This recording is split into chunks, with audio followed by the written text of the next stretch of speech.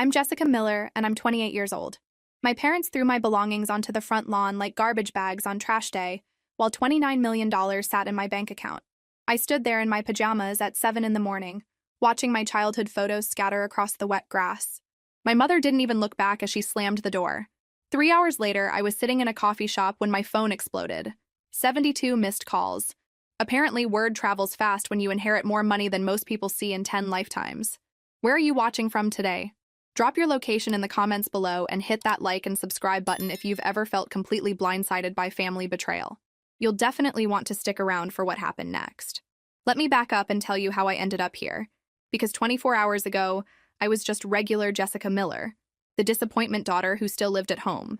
I worked part-time at a local bookstore, had exactly $347 in my checking account, and my biggest worry was whether I'd have enough gas money to make it through the week.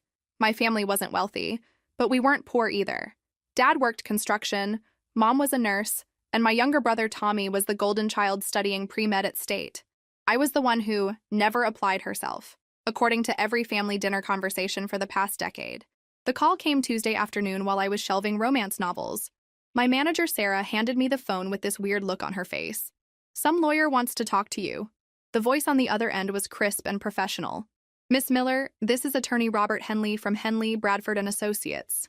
I represent the estate of Margaret Miller. I need to discuss your inheritance with you immediately." Margaret Miller. Great-Aunt Margaret, my dad's aunt. The family black sheep who moved to California 30 years ago and never looked back. I'd met her exactly twice in my life, both times when I was little. She sent me $20 bills and birthday cards until I turned 18. Then nothing. "I'm sorry, but I think you have the wrong person," I said, wedging the phone between my shoulder and ear while continuing to stack books. I barely knew her. "Miss Miller, I assure you I have the correct person. Margaret Miller passed away 6 months ago and left you as the sole beneficiary of her estate. We need to meet immediately to discuss the transfer of assets." The books in my hands suddenly felt impossibly heavy. "What kind of assets?" There was a pause. "I'd prefer to discuss this in person. Are you available tomorrow at 10 a.m.? I agreed, mostly because I figured it might be enough money to finally move out of my parents' house. Maybe a few $1,000s, enough for a security deposit on an apartment. The family joke was that eccentric Aunt Margaret probably left me her collection of ceramic cats. How wrong we all were. Wednesday morning. I drove my beat-up Honda to the law office downtown. The building was all marble and mahogany, the kind of place that screamed serious money. Robert Henley looked like he'd stepped out of a legal drama, complete with silver hair and an expensive suit. "Miss Miller," he said, gesturing to a leather chair across from his massive desk. "Thank you for coming. I imagine this comes as quite a surprise."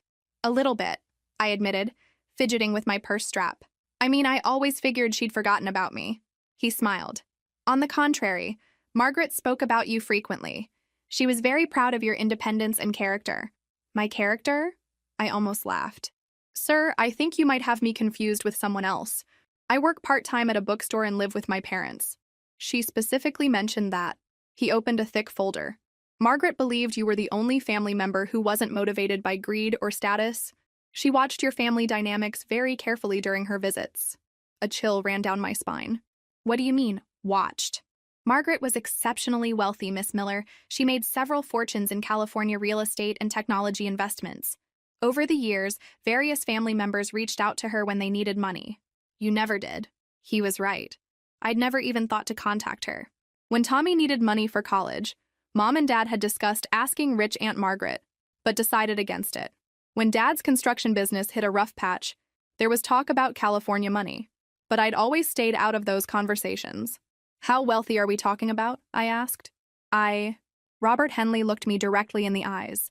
$29,400,000, plus a house in Malibu, various investments, and several pieces of valuable art. The room tilted. I gripped the arms of the chair to keep from falling over. "I'm sorry. What?" $29.4 million. "Miss Miller, it's yours." I stared at him, waiting for the punchline. When none came, I started laughing. Not happy laughter, but the kind of hysterical giggling that happens when your brain short-circuits. "This is insane," I managed between laughs. "You're telling me that the aunt I barely knew left me almost $30 million? "The transfer will be complete within 48 hours, he confirmed. "However, there's one condition. Margaret insisted that you not tell your family about the inheritance until after the money is in your account. She was very specific about this. The drive home was a blur. I kept thinking I'd imagined the whole thing, that I'd wake up and find myself back in my normal life. But the legal documents in my passenger seat were very real, and my phone kept buzzing with confirmation emails from banks I'd never heard of. $29 million. The number felt impossible, like trying to imagine the distance to the moon. I'd gone from counting quarters for laundry money to having more wealth than most people could spend in a lifetime. When I got home, my family was exactly where I'd left them. Dad was watching television, Mom was scrolling through her phone, and Tommy was at the kitchen table with his textbooks. Normal Wednesday afternoon, completely unaware that everything had just changed. "How'd the lawyer meeting go?" Mom asked without looking up. "Was it worth missing work for?" I stood in the doorway, holding papers worth more money than they'd ever seen. "Fine, just some paperwork to sign." Tommy glanced up from his organic chemistry textbook. "What did the crazy old lady leave you? Her collection of weird pottery?" "Something like that," I said. The lie felt strange on my tongue, but Robert Henley had been very clear about Margaret's wishes. She wanted me to have 48 hours to process everything before my family knew.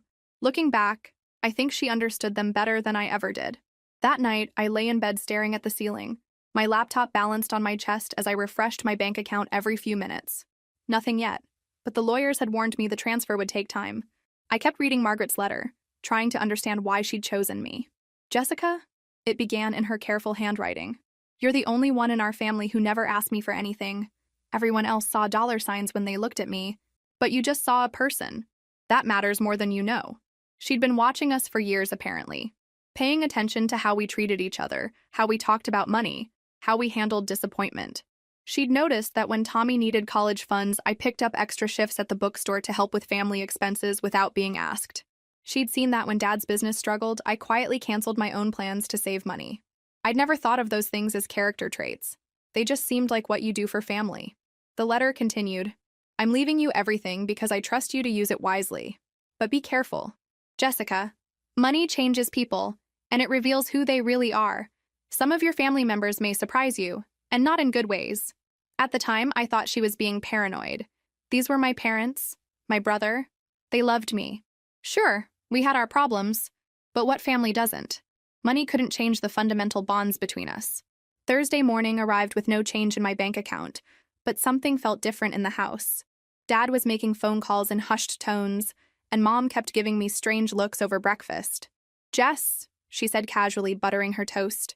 "That lawyer who called yesterday, what was his name again?" "Robert Henley," I answered, not thinking anything of it. She nodded like she was filing that information away. "And he said it was about Aunt Margaret's estate?" "Yeah, just some final paperwork." Tommy looked up from his cereal. "Did she leave us anything good? I could use some extra cash for med school applications." "Tommy," Dad warned, but he was smiling. "Don't be greedy." But I could see something calculating in his expression.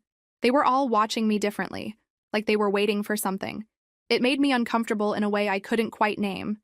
My phone buzzed with a text from my best friend Emma. "Coffee later? You seemed weird yesterday." Emma was the only person I'd told about the lawyer meeting, though I hadn't mentioned the amount. She knew something was up, but I wasn't ready to explain that I'd apparently become one of the wealthiest people in our small town overnight. I spent the day at work, distracted and jumpy every time my phone buzzed. Sarah noticed my mood and sent me home early, which was perfect because I needed to check my account one more time. At 4:37 p.m. on Thursday, July 20th, my bank account balance changed from $347 to $29,400,347. I stared at the screen for a full minute, my hands shaking. It was real. All of it was actually real. That's when my phone started ringing. The first call was from a number I didn't recognize. Then another. Then another. By 6 p.m., my phone had become a constant stream of notifications. Calls, texts, emails, even friend requests on social media from people I'd never heard of. Somehow, word had gotten out. I was sitting in my car outside a gas station, trying to process what was happening, when my dad called. "Jessica." His voice was tight with emotion I couldn't identify. "We need to talk." "Come home right now." "Dad, what's going on? How does everyone know about just come home?" He cut me off. "And don't talk to anyone else until you get here." The 15-minute drive felt like hours. Cars were parked outside our house that I didn't recognize. Through the living room window, I could see people moving around inside. My stomach dropped as I realized my quiet family meeting had turned into something much bigger. I walked through the front door to find my parents, Tommy, both sets of grandparents, my Uncle Jerry, and several people I didn't immediately recognize, all sitting in our small living room. Everyone turned to look at me when I entered. "There she is," Uncle Jerry said with a grin that didn't reach his eyes. "Our little millionaire." The word hit me like a slap. "How did you—" "Tommy ran into Jake Morrison at the bank," Mom explained. Jake was a teller at First National, and apparently had a very loose interpretation of client confidentiality. He mentioned seeing some interesting account activity. Tommy had the grace to look embarrassed. "I was just making a deposit for my apartment fund. Jake said something about the Miller family having a big day. $29 million, Dad said slowly, like he was testing how the words sounded. "That's what Jake said." The room went completely silent. Everyone was staring at me with expressions ranging from shock to something that looked uncomfortably like hunger. "Is it true?" Grandma Miller asked quietly. I could have denied it, could have claimed Jake was mistaken or exaggerating. But something in their faces told me they already knew the truth, and lying would only make things worse. "Yes," I said simply. The explosion of voices was immediate. Everyone talking at once, asking questions, making suggestions, sharing their opinions about what I should do with the money. Through the chaos, I caught fragments. College fund, investment opportunities, family business, new house. Have you ever experienced a moment when you realize the people closest to you might not be who you thought they were? It's a stomach-dropping feeling that I wouldn't wish on anyone. Share your thoughts in the comments below. Enough. Dad's voice cut through the noise. Everyone needs to calm down and let Jessica think. But when I looked at his face, I could see he was just as affected as everyone else. There was something calculating in his expression, like he was already spending money that wasn't his. "This is incredible news for our family," he continued. "We need to be smart about this. Make plans. Jessica's never handled this kind of money before." "What do you mean, our family?" I asked. The question seemed to surprise him. "Well, you're living here. We're all going to need to work together to manage this responsibly." "Manage this?" "Honey," Mom joined in, her voice syrupy sweet, "you can't possibly handle $29 million on your own. You've never even had a credit card." I looked around the room at these people I'd known my entire life, and for the first time, I felt like a stranger among them. The way they were talking, it was like the money belonged to all of us, like my inheritance was somehow a family windfall. "I think everyone should go home," I said quietly. "I need some time to process this." "Process what?" Uncle Jerry laughed. "You just won the lottery, kid. Time to celebrate." "I didn't win anything," I corrected. "This was left to me by someone who thought I deserved it." "And now you can take care of your family," Grandpa Miller said firmly.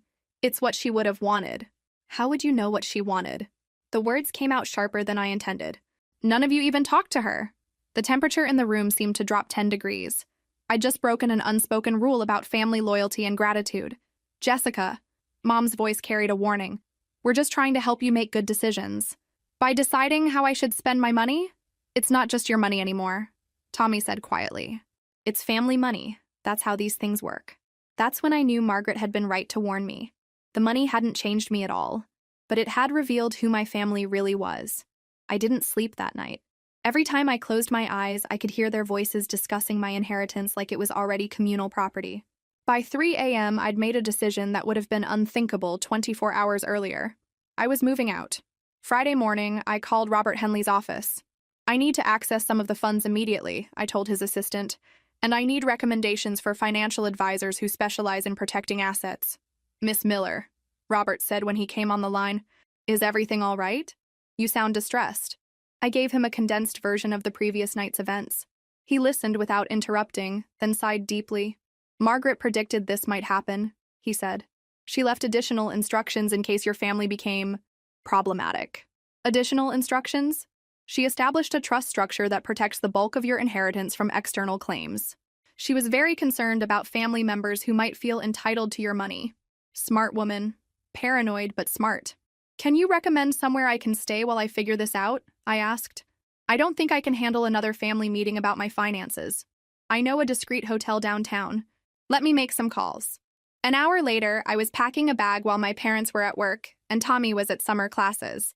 I took only essential items, leaving everything else behind. On my desk, I left a note. "I need some time to think. Don't worry about me." I thought it would buy me a few days of peace. I was wrong. My phone started ringing before I'd even reached the hotel. First Mom, then Dad, then Tommy. When I didn't answer, the calls became more frequent and increasingly frantic. Finally, I turned off my phone and checked into the Riverside Hotel under a fake name. Robert had arranged for a suite with complete privacy, and for the first time in 48 hours, I could breathe. The peace lasted exactly 6 hours. Room service was delivering my dinner when I heard familiar voices in the hallway. Through the peephole, I saw my entire family marching toward my door with the kind of determination usually reserved for military operations. The knock, when it came, rattled the doorframe. "Jessica!" Dad's voice boomed through the wood. "Open this door right now!"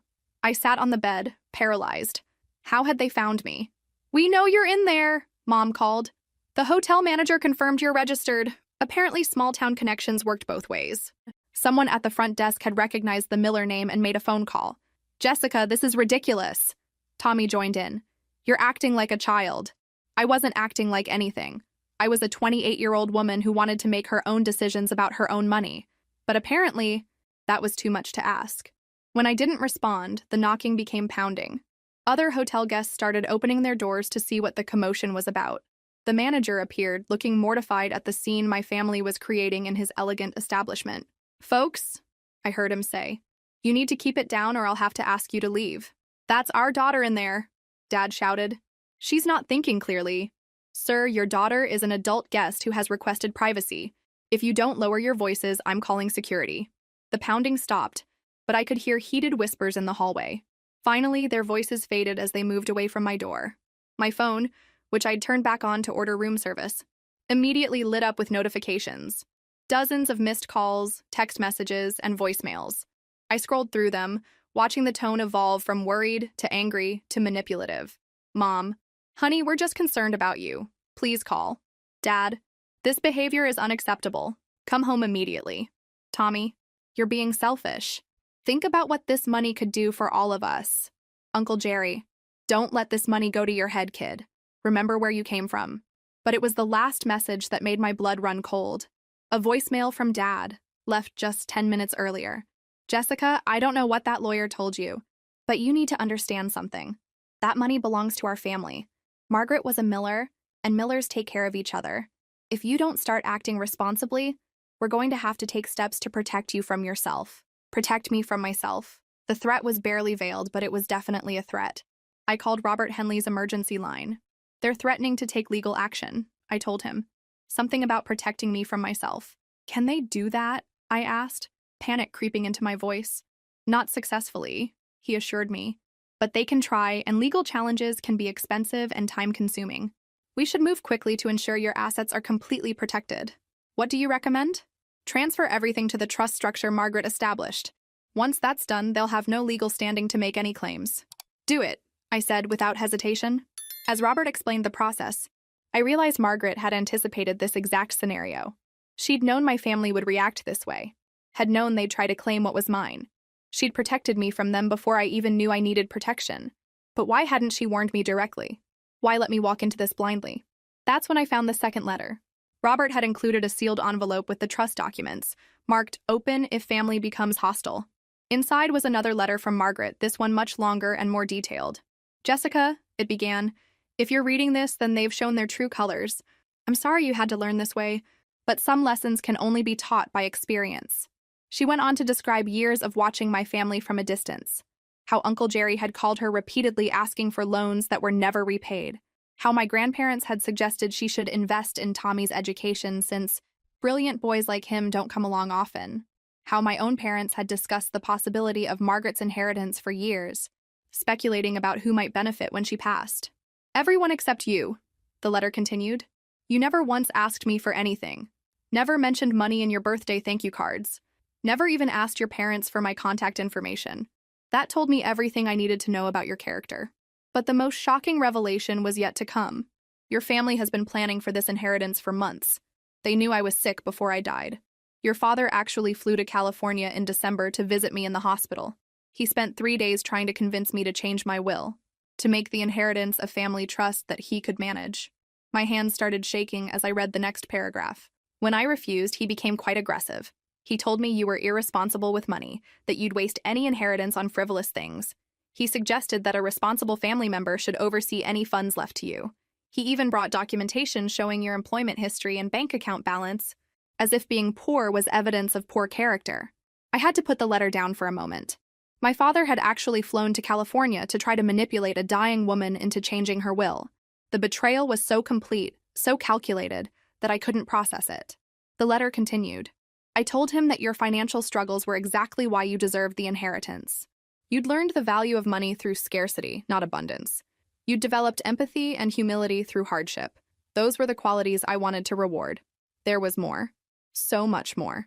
Margaret detailed how my family had been monitoring her condition through distant relatives, how they'd discussed Jessica's windfall at Christmas dinner months before Margaret actually passed away, how they'd already made plans for what to do with the money, paying off debts, buying a bigger house, setting up college funds.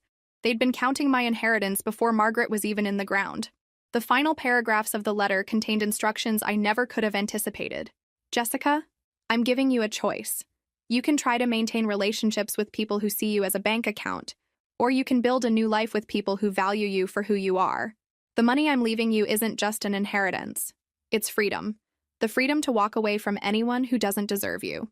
She'd included contact information for lawyers, financial advisors, and even a private investigator who could help me understand the full extent of my family's planning and scheming.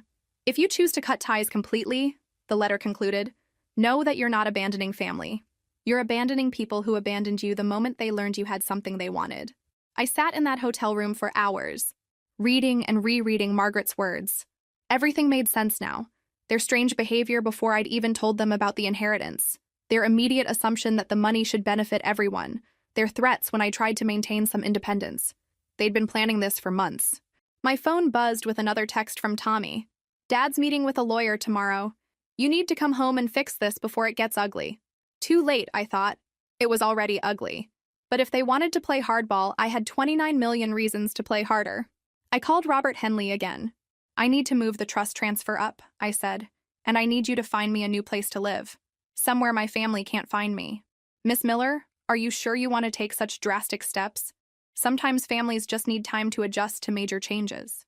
My family has been adjusting to this change for months, I said. They just didn't bother to include me in their plans. There was a long pause. I understand. We'll have everything arranged by tomorrow morning. And Robert, I want to make sure they understand that their behavior has consequences. Is there a way to legally document what they've done? What do you have in mind? I thought about Margaret's letter, about my father's trip to California, about their months of planning to spend my money. I want them to know that I know everything. That can be arranged, he said quietly. For the first time since this all began, I smiled. It wasn't a happy smile, but it felt good nonetheless. If my family wanted to treat me like an adversary, then I'd show them what a real adversary looked like. Saturday morning arrived with what I can only describe as the most satisfying phone call of my life. Miss Miller, Robert Henley's voice was crisp and professional. The trust transfer is complete. As of 8 a.m. this morning, your entire inheritance is legally protected in an irrevocable trust structure. No one else can make any claims against these assets. I was sitting in the penthouse suite of a downtown hotel, looking out over a city that suddenly felt full of possibilities instead of threats. And the other matter we discussed? Our private investigator has completed his report. Your family's activities over the past 6 months have been thoroughly documented. We have phone records, emails, travel receipts, and even recordings of conversations they had with distant relatives about managing your expected inheritance. The evidence was even more damning than Margaret's letter had suggested. Dad hadn't just visited Margaret once. He'd made 3 separate trips to California, each time pressuring her to change the will. He'd even consulted with his own lawyer about the possibility of contesting whatever inheritance I might receive. They were planning an intervention, Robert continued. If you hadn't moved out yesterday, they intended to have you declared financially incompetent and petition for guardianship over your assets. The words hit me like ice water. Guardianship. They were going to try to have me declared legally unable to manage my own affairs, all so they could control my money. How far did they get with that plan? Quite far, actually. They had appointments scheduled with 3 different psychiatrists for next week, hoping to get medical opinions supporting their case. They also consulted with a judge about emergency conservatorship proceedings. I closed my eyes, imagining how that would have played out. A series of family interventions designed to make me seem unstable and irresponsible. Medical professionals who only heard their version of events. Legal proceedings where I would have been portrayed as a naive young woman overwhelmed by sudden wealth. The good news, Robert continued, is that none of their plans matter now. The trust structure makes their legal strategy impossible to execute, but I think it's important you understand how far they were willing to go. There was a knock at my hotel door. I looked through the peephole to see a professionally dressed woman with a briefcase. "That's Sarah Chen," Robert said, apparently reading my mind. "She's the financial advisor I mentioned. She'll help you understand your options going forward." Sarah Chen turned out to be exactly what I needed: intelligent, direct, and completely uninterested in my family drama. She laid out a comprehensive plan for managing my inheritance, including investments, philanthropy options, and strategies for building long-term wealth. "The most important thing," she explained, "is that you take time to adjust before making any major decisions. Sudden wealth can be overwhelming, and there are many people who will try to take advantage of your situation." "Like my family?" She nodded grimly. Family members are actually the most common source of financial exploitation for inheritance recipients. They often feel entitled to funds that don't belong to them. We spent 3 hours going over investment strategies, tax implications, and security measures. By the end of our meeting, I had a clear understanding of my financial position and a concrete plan for protecting my assets. "One more thing," Sarah said as she prepared to leave. "You mentioned wanting to send a message to your family about consequences. I'd recommend having your lawyer deliver documentation of their activities. Sometimes the threat of exposure is more effective than actual legal action." That afternoon, I authorized Robert to send a comprehensive package to my parents' house. It included copies of all the evidence about their planning, legal documentation of the trust transfer, and a formal cease and desist letter demanding they stop all contact with me. The package was delivered at 4 p.m. on Saturday. My phone started ringing at 4:15. I let every call go to voicemail, listening to the messages as they came in. The progression was fascinating. Shock, denial, anger, and finally, desperate bargaining. "Dad, Jessica, I don't know what lies that lawyer has been filling your head with, but we need to talk immediately." "Mom, honey, you don't understand. Everything we did was to protect you. Please don't let strangers turn you against your family."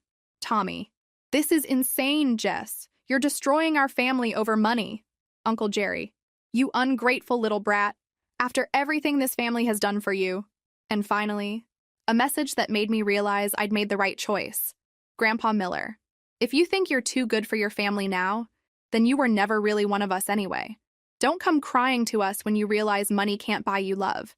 I saved every voicemail, every text message, every piece of evidence of their true feelings.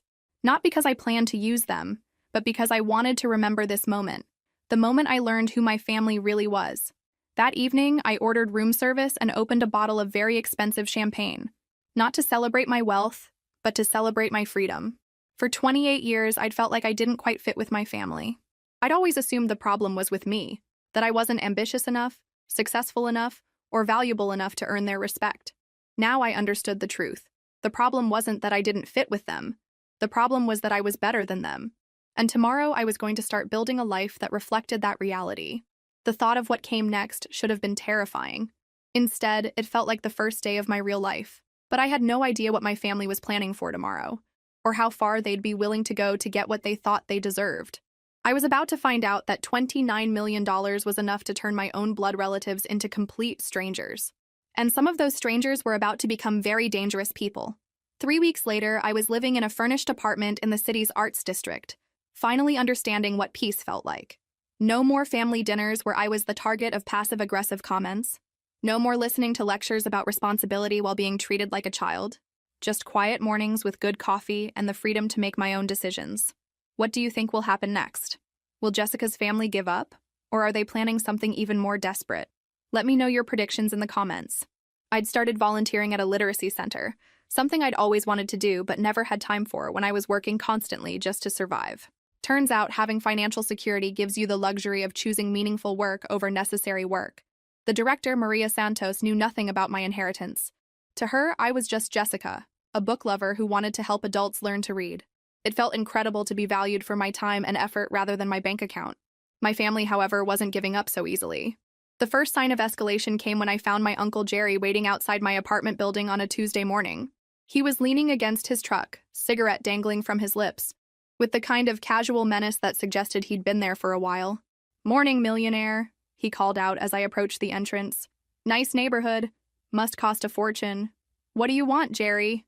I kept my voice level, though my heart was racing. Just thought we'd have a little chat. Family to family. He flicked his cigarette into the street. See, the thing is, your parents are real torn up about this whole situation. Your mom's barely eating, your dad's not sleeping. Tommy had to drop out of his summer program because they can't afford it anymore. That's not my problem. His expression hardened. Everything's your problem now, sweetheart. You're the one with all the money. Money that was left to me. Not to you, not to them. To me.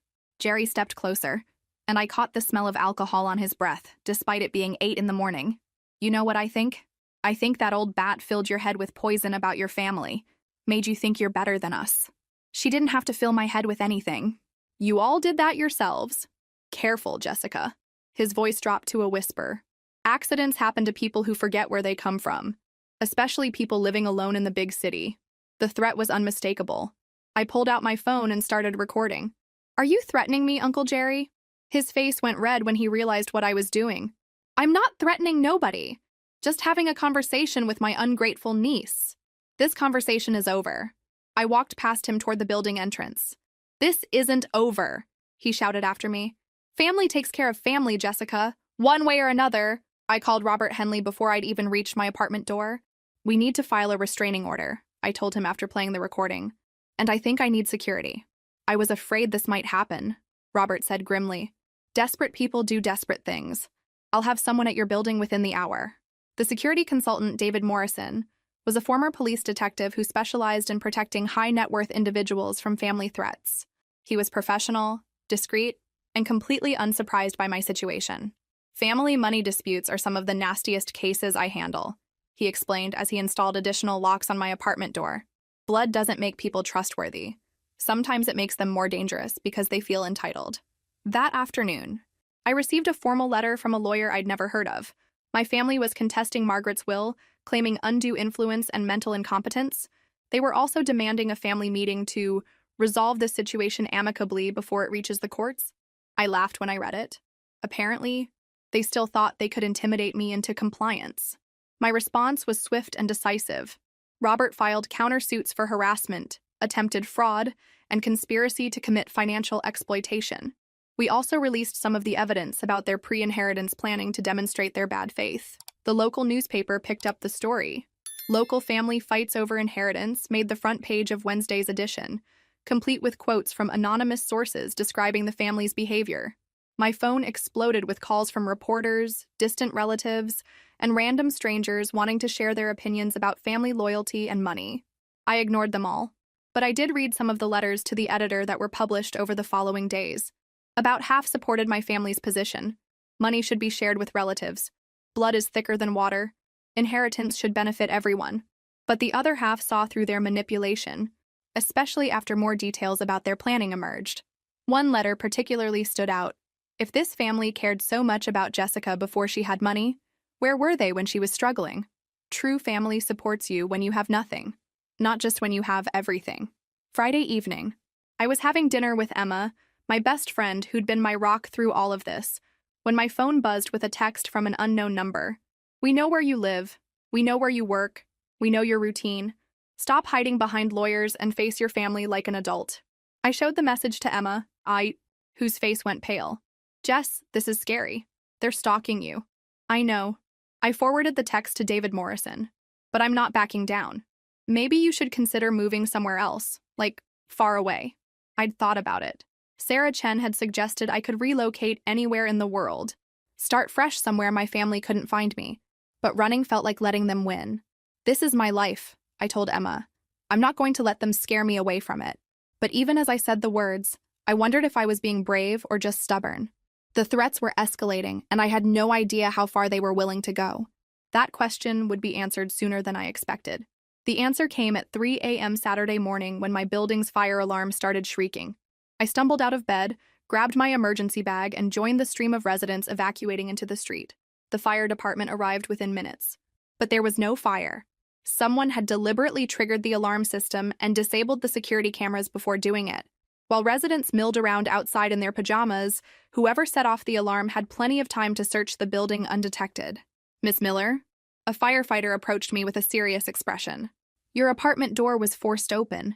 Nothing appears to be missing, but someone definitely went through your belongings. David Morrison arrived before the police finished taking statements. His face was grim as he surveyed my ransacked apartment. Drawers had been emptied, closets searched, furniture moved. They were looking for something specific. Financial documents, David concluded after examining the search pattern. Bank statements, investment records, anything that might give them insight into your accounts or legal vulnerabilities. Fortunately, I kept all important documents in a safety deposit box, and my financial information was handled entirely through Robert's office. Whoever had broken in found nothing useful, but the message was clear. They could reach me anywhere. That's it, David said firmly.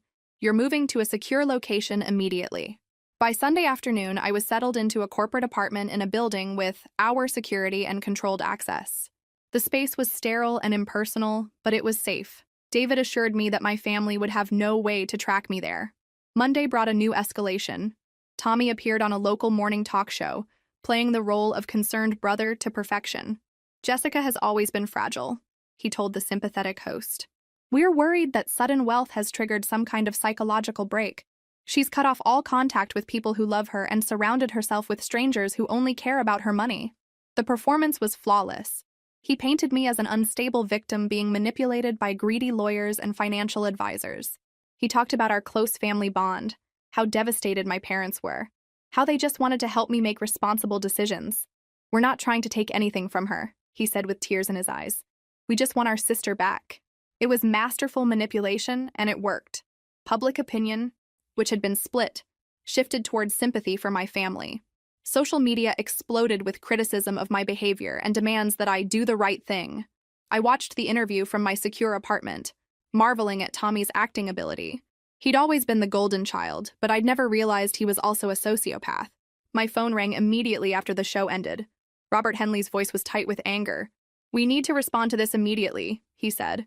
He's building a public case for declaring you mentally incompetent. Can he do that? Not successfully, but he can try. And public opinion matters in legal proceedings. Judges are human beings who watch the news like everyone else. We scheduled a press conference for Tuesday afternoon. I spent hours preparing with a media consultant, learning how to stay calm under pressure and deliver clear, factual responses to hostile questions. The press conference was held in Robert's office, with carefully selected evidence displayed on boards behind me. Photos of my family's planning documents, copies of their legal consultations, transcripts of their conversations about managing my expected inheritance. My family has spent 6 months planning how to spend money I hadn't inherited yet, I said, looking directly into the cameras. They consulted lawyers about contesting any will before my great-aunt even died. They planned intervention strategies to have me declared incompetent if I didn't cooperate with their financial plans. I held up printed copies of their emails and phone records. This isn't about family loyalty or concern for my well-being. This is about greed, pure and simple. They want money that isn't theirs, and they're willing to destroy me to get it. The questions came fast and aggressive, but I was prepared. When a reporter asked about family loyalty, I responded with specific examples of their betrayals. When someone suggested I should share the inheritance, I explained Margaret's reasons for leaving it to me alone. My great-aunt watched my family for years, I said. She saw how they treated money, how they treated each other, and how they treated me. She made her decision based on character, not blood relations. The press conference shifted public opinion back in my favor, but it also raised the stakes. My family now knew I had documented evidence of their planning and was willing to use it publicly. Wednesday morning, I received a call that changed everything. Miss Miller? The voice was unfamiliar and nervous. This is Detective Sarah Walsh with the Metropolitan Police. We need to speak with you immediately about threats made against your life. My blood went cold. What kind of threats? The kind that suggest your family dispute has moved beyond civil court, she said. We have credible information that someone is planning to harm you. Can you come to the station right away? As David Morrison drove me to the police station, I realized that $29 million had turned my own relatives into something I never could have imagined. They weren't just willing to lie, cheat, and steal to get my money. They were apparently willing to kill for it. Detective Walsh was younger than I'd expected, with sharp eyes and the kind of direct manner that suggested she'd seen everything before. She led me into a small interview room where another detective was waiting. Miss Miller, I'm Detective Rodriguez, the older man said. We received a tip this morning about a conversation overheard at Murphy's bar last night. 3 men discussing ways to solve the Jessica problem permanently. My mouth went dry. What did they say, exactly? Detective Walsh consulted her notes. The exact quote was, If she won't listen to reason, maybe she'll listen to fear.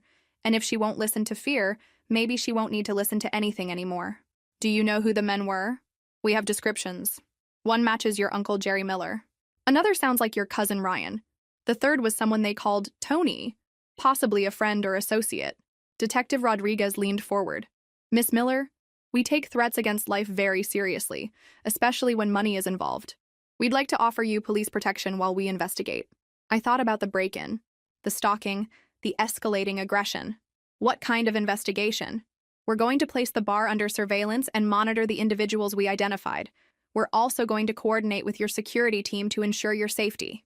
Detective Walsh added, we'd also like to wire you for any future contact with family members. If they make direct threats, we need evidence for prosecution.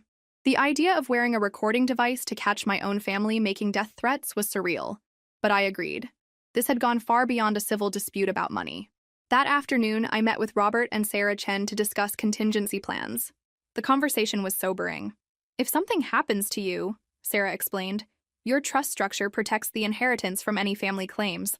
They can't benefit from your death. That's reassuring, I said dryly. But, Robert continued, we need to consider that they may not understand the legal protections in place. Desperate people don't always think clearly about consequences. We updated my will to ensure my family received absolutely nothing if I died under suspicious circumstances. The inheritance would go entirely to literacy charities, with a special provision that funded investigations into my death if it wasn't clearly accidental. Morbid but effective, Robert noted. If they research your new will, it should deter any extreme actions. Thursday passed quietly, but Friday brought a development I hadn't expected. My mother showed up at the literacy center where I volunteered. I was helping a woman named Patricia with her reading exercises when Maria Santos approached with a worried expression. Jessica, there's someone here to see you. She says she's your mother. Through the window, I could see Mom sitting in her car in the parking lot, hands gripping the steering wheel. She looked smaller than I remembered, older and more fragile. I'll handle this, I told Maria, then texted David Morrison about the situation. I approached the car cautiously, my phone ready to record. Mom rolled down the window when she saw me coming. Jessica, she said, and her voice was barely a whisper. We need to talk. About what? About this madness. About what's happening to our family. I looked at her closely.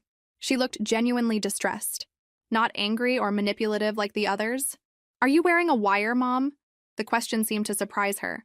What? No, of course not. Because if this is some kind of setup, Jessica, please.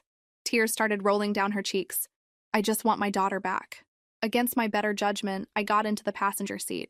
She immediately locked the doors. Mom, unlock the doors. Just listen to me for 5 minutes. Please. She reached into her purse, and for a terrifying moment, I thought she was pulling out a weapon. Instead, she withdrew a stack of photographs. Look at these, she said, spreading them across the dashboard. Look at us. The photos were from my childhood. Birthday parties, family vacations, Christmas mornings, all showing what appeared to be a loving, normal family. We weren't perfect, she continued, but we loved you. We still love you. Love doesn't involve planning to have someone declared mentally incompetent to steal their money. Her face crumpled. That wasn't love. That was fear. Fear of what? Fear of losing you forever. Fear that you'd become like her. Like who? Like Margaret. The name came out like a curse. Cold, bitter, isolated. She never trusted anyone, never let anyone close. She died alone, Jessica. Completely alone. She died alone because her family only cared about her money. And now you're doing the same thing. Mom's voice rose to a near shout. You're cutting us off, surrounding yourself with strangers, becoming exactly what she was. I stared at her, seeing something I'd never recognized before. You're not sorry about trying to steal my inheritance. You're sorry you got caught. I'm sorry we handled it wrong, she said quickly. But Jessica, you have to understand. $29 million changes everything. It changes how people see you, how they treat you, how they think about you. We were trying to protect you from that.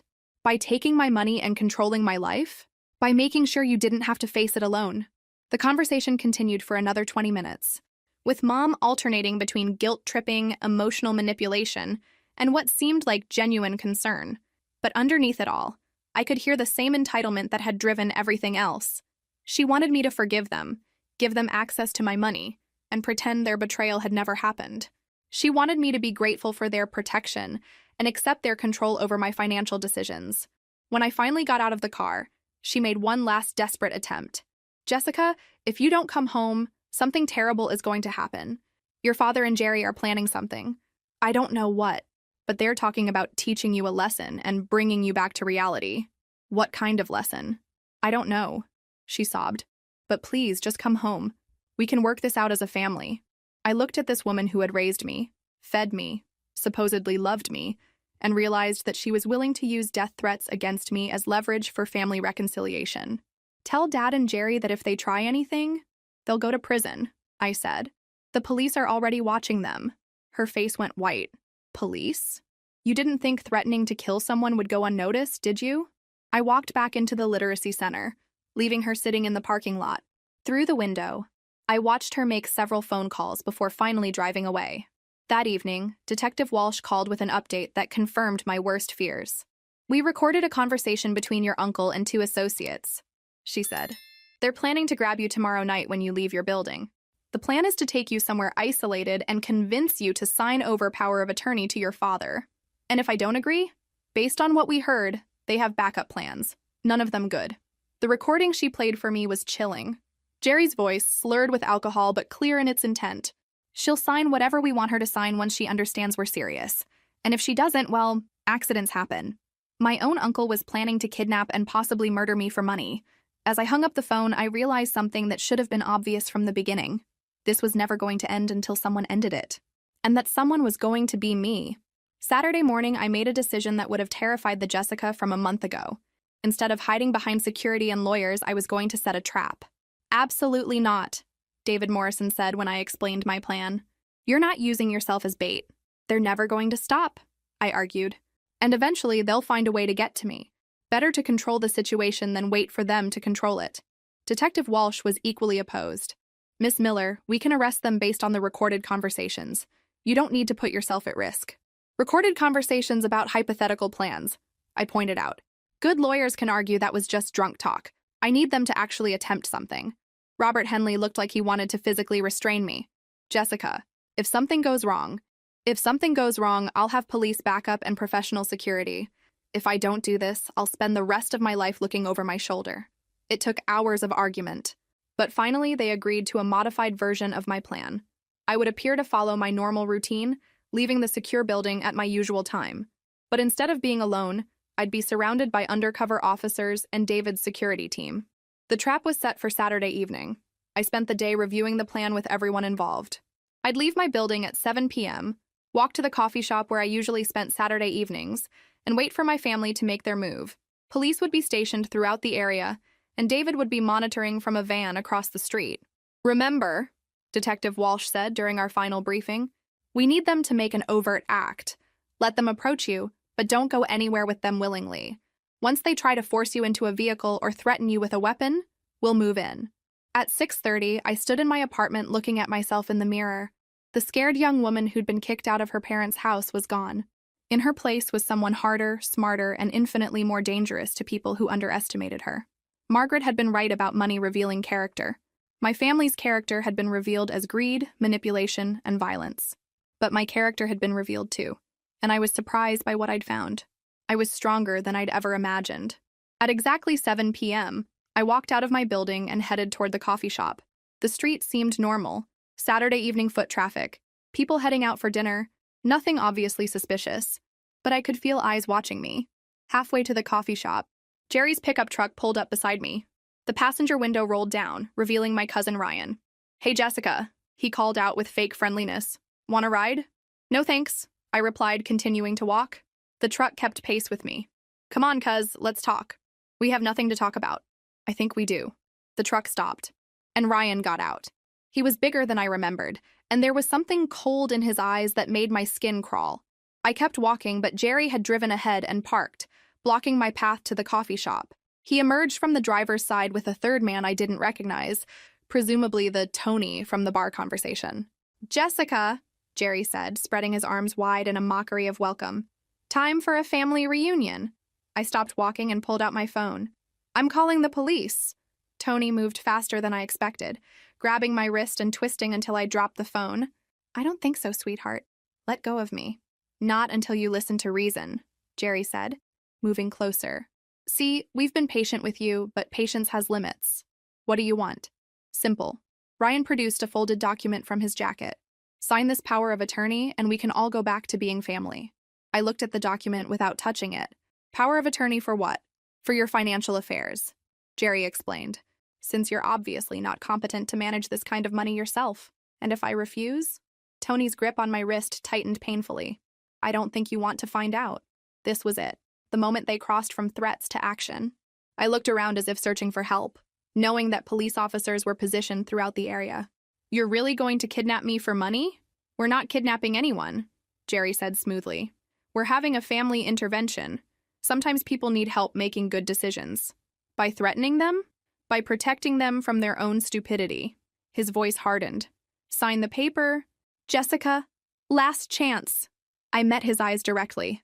Go to hell. Tony twisted my arm harder, making me gasp with pain. Wrong answer. Get her in the truck, Ryan ordered, moving toward me. That's when Detective Walsh's voice cut through the evening air. Police, nobody move! The street exploded with activity. Officers emerged from doorways, parked cars, and side streets.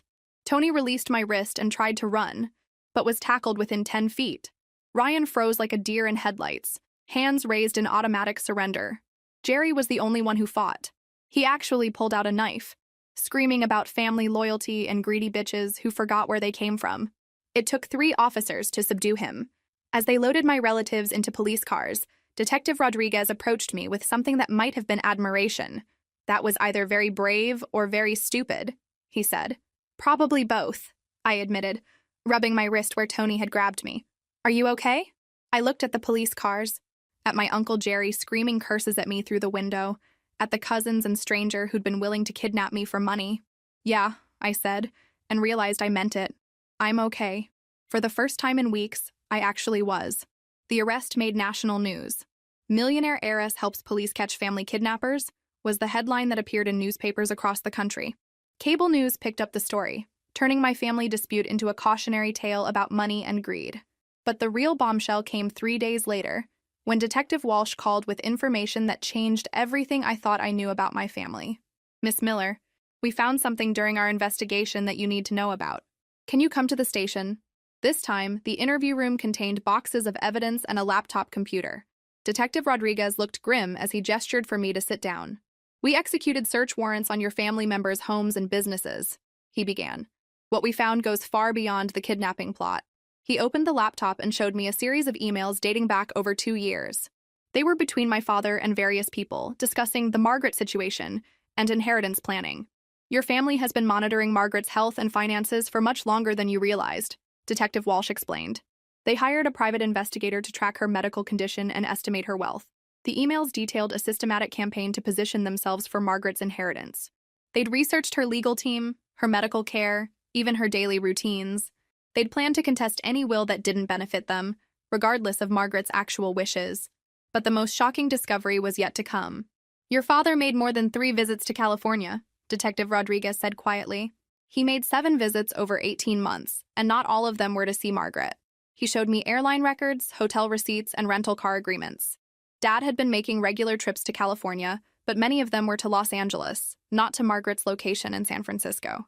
We believe he was meeting with individuals who specialize in elder abuse and inheritance fraud, Detective Walsh explained. People who help families influence elderly relatives to change their wills. The evidence was overwhelming. My father had been working with professional con artists to manipulate a dying woman into changing her will. When those efforts failed, the family had moved to Plan B, having me declared incompetent after I inherited. When that failed, they'd moved to Plan C, kidnapping and extortion. But there's more, Detective Rodriguez said, opening another file. We found evidence that your family was planning to contest the will from the beginning, regardless of what it said. They'd already hired lawyers and prepared documentation to claim Margaret was mentally incompetent when she wrote it. I stared at the evidence spread across the table. They never had any intention of accepting her decision. None whatsoever. They viewed the inheritance as rightfully theirs from the moment they learned about her wealth. Detective Walsh leaned forward. Miss Miller, based on this evidence, we're preparing additional charges against your family members.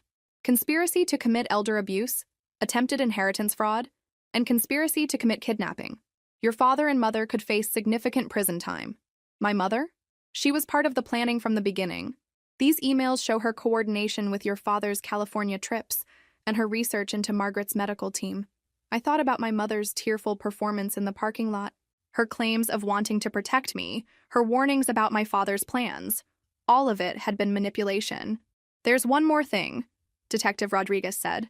We found evidence that your family borrowed money against the expected inheritance. Significant amounts of money. He showed me loan documents, credit applications, and bank records. My family had taken out over $300,000 in loans, using Margaret's estate as collateral. They'd bought a new house, financed Tommy's medical school, and invested in Dad's construction business expansion. They spent money they didn't have, counting on an inheritance they weren't entitled to, Detective Walsh explained. When you inherited instead of them, they became financially desperate. The full scope of their betrayal was staggering. This wasn't just about greed or entitlement. They'd built their entire financial future around stealing from a dying woman.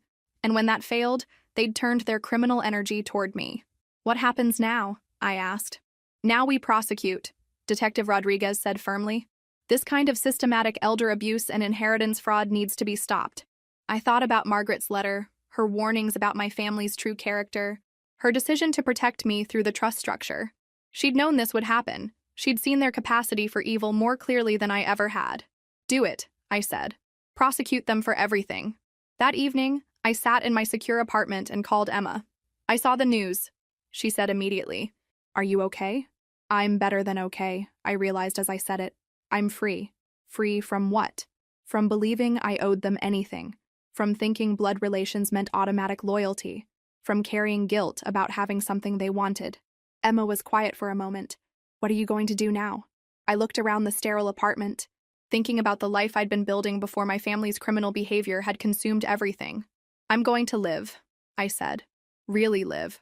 For the first time in my life. But first, I had one more confrontation to face. My parents had been arrested that morning, and they were being held pending bail hearings. I had the right to give a victim impact statement before their release was considered. It was time for the final conversation with the people who'd raised me. And this time, I was going to have the last word. The courthouse was buzzing with reporters when I arrived for the bail hearing. My family's story had captured national attention as an extreme example of inheritance disputes gone wrong. Camera crews followed me from the parking lot to the building entrance, shouting questions I ignored. Inside, I sat in the gallery behind the prosecution table, watching as my parents were led into the courtroom in orange jumpsuits and handcuffs. They looked smaller somehow, diminished by the reality of their situation. Mom saw me first. Her face crumpled when our eyes met, and she mouthed, "I'm sorry," across the courtroom. Dad stared straight ahead, his jaw set in familiar stubborn lines. The bail hearing was straightforward. The prosecutor outlined the charges: conspiracy to commit elder abuse, attempted inheritance fraud, conspiracy to commit kidnapping, and attempted extortion. The evidence was overwhelming, and the amounts involved made this a serious felony case. Your Honor, the defense attorney argued, these are hardworking people with strong community ties who made some poor decisions under financial stress. They pose no flight risk. The prosecutor disagreed.